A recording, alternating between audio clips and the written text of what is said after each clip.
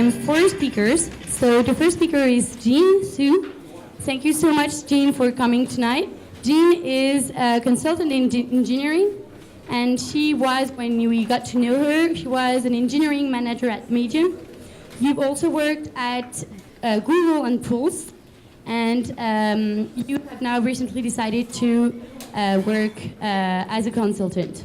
So the second speaker tonight is Nikhil Pandit. Thank you so much, Nikhil, for coming too. Nikhil has always worked in early stage startups. You have said that you got into engineering management by accident almost, because the company you worked in needed some structure and you were the default choice. We don't really believe it when we look at your mentor calls, so we're very happy to have you as a mentor at Plato. So the third speaker tonight for this panel about how to become a legitimate leader is Richard Sun. Richard Sun has always worked in the gaming industry. You're today senior engineering manager at Kabam, and you will soon go and join Facebook as an engineering manager on the Spaces social VR team. So welcome, Richard. So the last speaker of this panel on how to become a legitimate leader tonight is Yi Huang. Hi, Yi. I didn't see you during the cocktail. Happy to see you. Yi has an impressive track record. He's now senior engineering manager at Facebook, supporting 60 and more engineers. Before that, you did a PhD at Google, Facebook, Bell Labs, and Oracle Research. So despite this very impressive past, you shared about your difficulty to manage some people who had more engineering experience than you, and how to become a legitimate leader was hard in such a situation. So thank you very much, Yi, for coming tonight. I'm doing 2 shows a night all week. I'll be here. First, I wanted to ask, welcome, everyone. I appreciate you coming aboard. Audience participation time again. How many people here are new engineering managers with less than 2 years of experience? So raise your hand. How many have less than 2 experience, just so we can kind of, from the panel, can get a sense of how we're going to gauge, how we talk to it. Anyone, director, VP level above? So first off, why is leadership important, right? I'll start off with a quote by Peter Drucker. Management is doing things right. Leadership is doing the right things. Okay, I think there's been a lot of news lately about companies behaving badly, both in Silicon Valley and outside of Silicon Valley, United, setting bad or no examples is even just as bad for employees. Creating cultures where poor behavior is considered accepted. And my opinion is that in general, our industry, at least in the past, has not had a good track record of producing great leaders, right? We've had great sort of people that have been visionaries, but from the top down, it hasn't really been a priority for Silicon Valley to produce and focus on engineering leadership and management and that type of cultures and values. With strong leadership, without strong leadership, you also tend to ignore some of the more meatier topics and poignant topics today that we're facing, such as gender equality, ageism, sexism, perceived elitism, etc. I think good leaders should and could tackle these items, and I think that's why it's very important. Final wrapping up this intro with another quote by Peter Drucker is that with the rise of the knowledge worker, one does not manage people. The task is to lead people, right? So the first question that I sort of have for the panel here today is, just what is your definition of leadership? Okay, if you were to define leadership, what characteristics would you use to define a leader? So for me, a good leader is someone that people want to follow, which is pretty obvious, but someone asked me this once, and I started listing things like good communication, and they make the team look good. But I think it's really someone people want to follow, and whether that's to another company or within the company, someone who makes you better at what you do in some way. So I would echo that and add that one of the roles of the leader is to help guide people towards a common goal that they share together. Okay. Hey, so a couple things. For me, I define leadership slightly different than management. Yep. There are managers and leaders. There can be leaders on your team who are not managers. And something I sort of thought of in the last year when I'm talking to my team is it occurred to me, so you all are around engineers, right? Engineers are very opinionated people, right? They love to complain about something that they don't see that's wrong. What I noticed over time is the difference between a leader engineer and a non-leader engineer is that the non-leader engineer complains, but the leader engineer will maybe complain, but then be proactive about solving the problem, right? Excellent. So that's what's been something I've been like working on with my guys. Excellent. Yeah. E? Cool. You guys hear me? Yep. Okay. You know, this is the worst spot, right? They covered everything already. So I kind of agree all of them. I think I'm a big fan of John Maxwell. I'm gonna cite, what he said, what his leader is. Basically, leader is all influence. Leadership is all influence. Leader is the influencer. So people here mentioned that help other people, guide other people, that's all influence. That does not have to be manager. Every one of us is leader, right? We don't have to be leader at work. We can be leader at home, in our social circle. As long as we have influence, we are leader. Great. You can keep the mic, E, so you don't want to put you in the spot at the end every single time. We've all seen the movie The Office, I think, and in some cases Silicon Valley. We've seen the bumbling idiot of a boss and a manager, right? None of us, I think, aspire to be that. But there's a difference, and you mentioned it, Richard. There's a difference between leader and manager, right? So, in your words a little bit, what is the difference that you see between a manager and a leader? Me? Yeah. I didn't see that. Right. But I agree. Okay, I agree. The difference between leader and the manager, I think I kind of agree with Richard. So there are leaders who are not managers, there are managers who are not leaders. And there are leaders, and there are people who both leaders and managers, and there are people who neither of them. I think they are completely different. So managers get the things, do the right thing, to get things right, and leaders get the right thing. I think I said what you said. In the end of the day, I think, in my opinion, leaders is more like a what, and then managers are the how.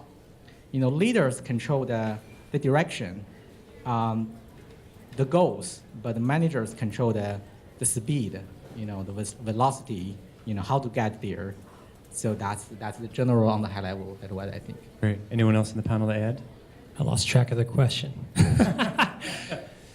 Just a little bit different, Rich. You brought it up. What in your mind is the difference between a manager and a leader? So I'm going to cheat a little bit and crib from a book I read called High Output Management, which is by this famous dude in Intel. It gets quoted a lot. But he pointed out that the output of an individual contributor is whatever they're building, but an output of a manager is the collective output of their team, right? That's not necessarily true for like a leader. A leader is just someone who's like solving problems and leading thought. But your manager, you should be judged on the output of the people that you're managing. Yeah, your sphere of influence can potentially be greater. Right. Nico? One point of difference I would add is if you are in a position, you're a leader but not a manager, then the big difference to me would be that managers have positional authority. So they can speak from that positional authority and they can use that in how they influence their team. While if you're a leader without being a manager, then you need to know how to guide people and how to influence people without depending on positional authority. Anything else to add, Gene? No, you get to the end. So one of the things that you really talked about, and I was going to bring up too, is there is that difference between you can be a leader without being a manager and being a manager without being a leader, right? One of the examples in companies, especially in Silicon Valley, you see as a product manager, right? They are one of the people that in a lot of cases have a lot of responsibility, but you all work with them, but they don't have that direct management ability to get things done. So I think a lot of product managers in some cases can be unsung heroes if there's any product managers here. I pat them on the back. The other thing is, so give me any examples you have of people in the industry or outside of the industry where you would say are leaders, right, without having that authority, without having that type of executive. They're not the boss, but they can be a leader. Any examples you can think of, anyone? Anyone in the audience? Any examples of what you would find as leaders or people providing leadership that aren't in any sort of specific position of authority, now or historical? Right? Well, we have people that act as the voice of the team. There's a lot of, especially engineering, people who are shy, and they're afraid to speak at scrum meetings or about problems, or they kind of go between themselves. Sometimes we just get in a position where we know a lot of things, and everyone Yep. speak up. Yeah, so those people that are actually, starting to, they're taking that influence, they're not the managing, but they're trying to make something happen even though they don't have the authority. Yes, Russell? Very early engineers also have some privilege. Very early engineers. Yep. And then in history, there's two examples, right? You can think of Gandhi, Martin Luther King, right? These are also kind of external examples of people, right, who really, that are leaders, but never really were in a position of authority or power, right? So the other question I want to ask to you guys is, how many of you in the audience have ever taken a course growing up or gotten a coach or anything for sports or music or piano teacher or anything? Raise your hand. Has anyone here ever, right? Almost all of you, right? And in the panel too. How many here have actually done the same thing for leadership, right? A decent amount, right? But I think a lot of times there are, a lot of people come from CS degrees. They go 4 years of that. Some people get masters. And then maybe they have coding boot camps. But then you get thrown into management, and it's overnight, right? You're saying, oh, you're going to be a manager, and there's no that concept of that. So for each of you, how did you best prepare for going from that road from individual contributor to manager? Right? What did you do to help guide you on that path? Jean, did you have anything? I started off with just a few direct reports, and Medium had this title called Group Lead, and it was explicitly a mentor, advocate, coach role. And so in some ways, my philosophy around management is very much mentor, advocate, coach, rather than like super tech lead type, because I came from that role, and like a lot of the people who I initially managed as a group lead, they came to me every week in our one-on-ones, and I didn't work on their teams. I didn't know what was, what they were doing, and so it's very much more of a coaching relationship. Yeah. Yep. Anyone else have a specific example of kind of what helped them through that move from individual contributor to manager? So my personal track was more like we were an early startup and we're hiring more people. I guess you're managing them now. So that was not great. I don't advise that. But now when I talk to people that report to me, one of the things I recommend is going back to the point about leader versus manager. If you are in a position, if you're not in the position of being a manager, think about how you can lead this team, whether it is through specific projects or taking on a specific challenge, and use the fact that you don't have positional authority but still can influence people to really level up on your management skills. Because even when you do become a manager, you don't want to just depend on that. Sure. And a quick question too, and I'll go back to this one. How many here followed your path of you became a manager just sort of by default? Like, you picked the short straw and I'm suddenly leading a team now, versus you really, I want to be an engineering manager. I want to take that career path, sort of that parallel path change, right? How many here decided they just suddenly fell into the role and they started managing people, right? Yeah, a good point of view. How many said, you know what? In high school, I want to be an engineering manager, right? Probably not many. Took that guidance counselor test. Mine showed I was going to be a park ranger. But so continuing on that, Richard, what was some of the things that helped you go through that transition? Sure. This is going to turn out to be a little bit of a hey, you should totally use Plato by accident. But I was really lucky. I had a great mentor as a manager many years ago in 2003 when I was working at LucasArts. And I hold on to him. I still refer to him all the time, right? But he showed me all these things that I never considered before that, and he became my sort of baseline mental model. So later on, I was in another company called Planet Moon, and we made a project. I was an individual contributor. And after that, there was going to be another project coming up, and I was like, well, I can do better than that guy, probably. So I was like, I didn't really know, right? But I thought I could based on this model that I had from my previous mentor. So I went up sheepishly to my CTO and said, hey, I want to try to lead this team. And he looked at me and went in his British accent, which I'm not going to try to do because it's terrible. He said, I think you're ready. I went, okay. But that was interesting because it made me like really, I was really conscious of everything I didn't know. And I've sort of brought that to everything I've done. It's just like, well, actually as a manager and as a leader, it's really important to know what you don't know and embrace that. And then kind of don't worry about the things that you do know really, because you have to have confidence that you do know it, and then spend energy figuring out what you don't know about the new job. And that's kind of how I approached it, and it's sort of worked out for me. So. Ian, your first manager job was also at Facebook, correct? Yes. Now, I Yes. think Facebook has a pretty good manager training sort of coaching process in place, don't they? Oh, yes.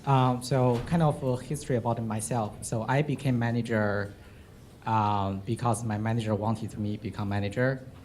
I said, I don't know what it looks like to be a manager. And then my manager said that, okay, just no worries, just keep doing what you have been doing.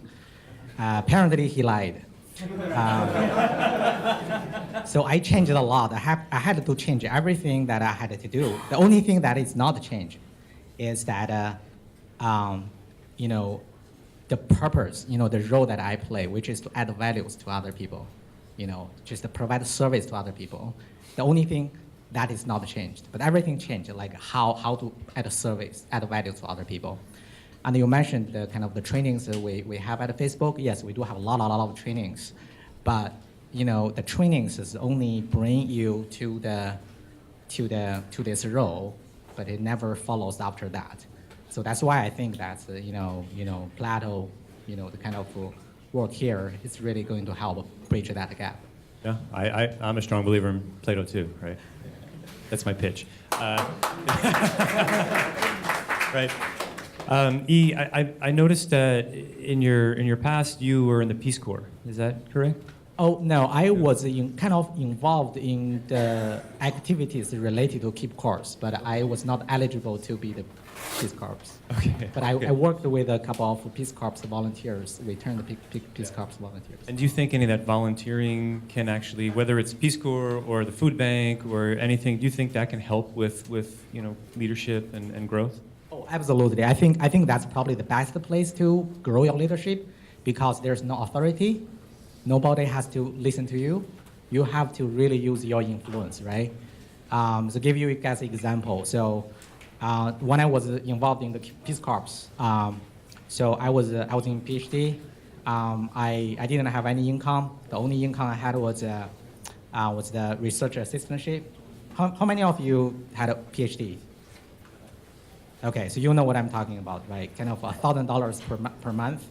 And I was married, so money was a big deal to me. And I met this guy who was the Peace Corps, returned Peace Corps volunteers for the first time. And he showed me this great idea of how to help Peace Corps volunteers. And he influenced me. He was the leader. And after that conversation, I was helping them to build this Peace Corps for free for 3 years, even though money made a big deal to me. Excellent. Gene, this one's for you if you can pass the mic down. You've recently branched out into doing consulting and coaching for engineering managers yourself. What is when a new manager approaches you, what is one of the first things that you assess with them? What is one of the first things you try to work with them on to take that first step to improving? So for me, one of the most difficult things in transitioning to management was changing my mindset of like my own sense of productivity. And I remember waking up one morning and seeing my entire calendar just fully booked with meetings. And I have 2 kids at home, so like this was not an easy feat, but I opened up like 4 pull requests to delete like 200 lines of code just so I could feel like a little bit better about my day. And so I think one of the main things I want to work with new engineering managers is really getting them through that mindset shift, because I think if they can really get on a good trajectory where they are basing their own productivity and impact on their team and not their own work or their individual work, that could make a huge positive impact on all their direct reports, not just then, but going forward too. And Richard, you've worked in both sort of smaller companies and some of the larger ones. What have you seen some of the differences between leadership effectiveness and style between the smaller and larger? It's a little tough one because I'm about to go to like the biggest company I've ever been to. Well, that's right. You two are going to be colleagues soon, Yeah, right? I'll look for you. We'll hang out. So, I mean, the trajectory of my career is really strange because I started LucasArts with like 500 people and then kept getting smaller and smaller until I basically ran my own company with a co-founder of like 5 to 10 people. And then up to Command and then now to Facebook, and I don't even know what I'm going to do. But I think the reason why I kind of subconsciously had that trajectory in the first place is because I view management and leadership as ultimately a function of your relationship with the people, right? And it's just way more, I'll say easier, but it's also easier and harder as you get to the smaller realms because you're kind of like intimately familiar with what everyone's doing day to day, right? And especially if you're running a small company, you kind of know everything that's going on because you have to. And that's really rewarding, but it's also really hard. So as you get larger, then your view becomes a smaller percentage of the pie, right? And then a larger part of your job becomes interacting with other managers and other points of responsibility, so you can get a picture of how you fit into the puzzle, and so you can be more effective. That's kind of like what I can think of off the top of my head, but I'm sure there's a lot more. Sure, I'm going to move over to some audience participation questions here, not necessarily in the first order. So the first one, let's just take this one, because there's no good answer, right? I'd love to see how these guys answers. How do you manage mediocre employees who you don't want to fire, right? And I have a specific answer to this, but I want to see how these guys take it. Richard just answered. Let's pass it over to Nikhil. This to your right, to your right, to your right. You're on the right. Yes. How do you manage mediocre employees that you don't want to fire? Okay. Well, first of all, it's very important to set the right expectations and make sure that you're aligned on the expectations with your employees. They should be very clear to them whether or not they're performing at the expected level or they need improvement. And in this case, if we're talking about like mediocre in the sense that they're not rock stars, but they're still performing at expectations, that's good. And then you can talk about how do you go from meeting expectations to beyond. But if they're at a point where they need improvement, then it's very important to make sure that you clearly talk about what are the specific areas that they need to improve on, and then work with them to develop an action plan that allows them to improve on those and get from needs improvement to actually meeting expectations at their level. Okay. And E, can I take something? Yeah. I kind of disagree. So I think okay. So the question is, how do you manage mediocre employees you do not want to fire? I think the way is to manage yourself. I think there is no team with the A players and the B players. There are either A team or B team, right? If you keep this mediocre player on your team, everyone will become mediocre. If this is what you want, then you're a mediocre manager. I think you have to fire. I think you have to manage it yourself. That is my philosophy. Goes back to the previous making mistakes and then making the tough decisions, right? Get enough information, and sometimes you have to make those decisions, and sometimes it is letting them go or not, right? So I'm looking forward to disagreeing about this slightly because I'm looking forward to having this problem because when you're Facebook, you have enormous hiring advantages, right? So a huge part of management also is cost-benefit analysis, right? Sure, he can do that, and soon so will I, which I'm really excited about. When you're running a small company in San Francisco where he's hiring people for like twice what I can pay, well, your economy changes, right? So you really have to think about what you're trading on. So if you're like, well, first of all, you said mediocre, so everyone's definition of mediocre is gonna be different, right? So for me, I read that, I think it's funny, because by the time I've determined that they're mediocre, I don't know why I don't want to fire them anymore, right? But that's a different question. But what I'm saying is more like if they're kind of getting by, but like, oh man, it's gonna take me like, I don't know, 6 months to hire someone to fill a spot, but I need this thing to do so I could get this thing done so I can make this money thing, blah, blah, blah, blah, blah, then your equation changes, right?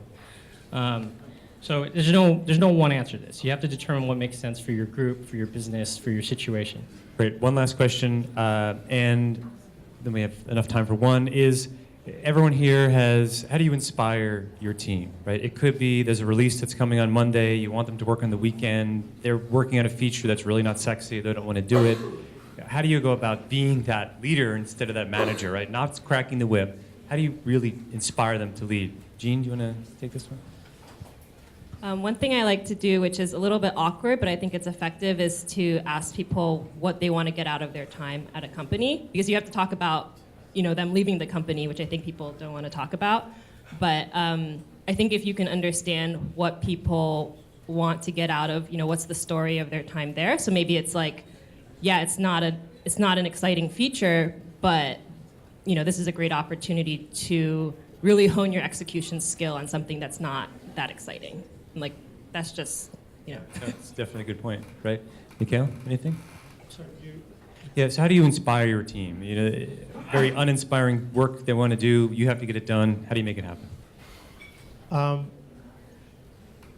Yeah, I think a lot of it just comes down to working with the team and figuring out what they find exciting about the different projects. And often there is something that everybody will be able to identify with and say that, okay, this is something that they're excited about.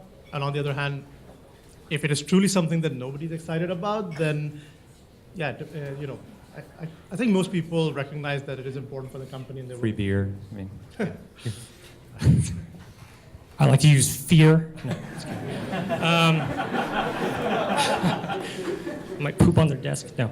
No. I mean, there's no like point of intent solution. At least not the way I do it. I try to create an environment with as much agency as possible, so people have a lot of ability to shape what they're going to work on and stuff, right? And if you've set that up for a long time, then as things come along and people are like bought into what you're all doing overall, I try to just set up a situation where I don't like say, you're doing this, you're doing this, you're doing this. I kind of say like, here's a bunch of work we're going to do. How do you want to divide it up? How are we going to decide who does it? You guys decide, right? If I have to step in and tell them what they're going to do, I kind of feel like I failed or I picked the wrong people or something, right? And that's the ideal case for me. Perfect. Any last words, He? A few words. So Dale Carnegie said that, there's only one way to make people do what they want to do.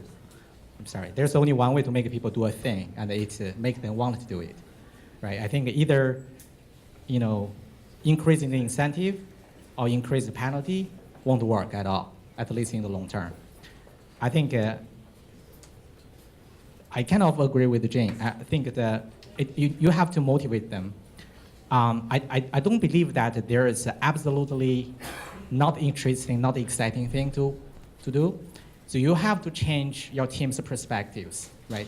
People usually have the bias or mindset or the kind of the blind set that you have to change them. You have to help them to see the value of that. Sometimes you need to lift the purpose of that.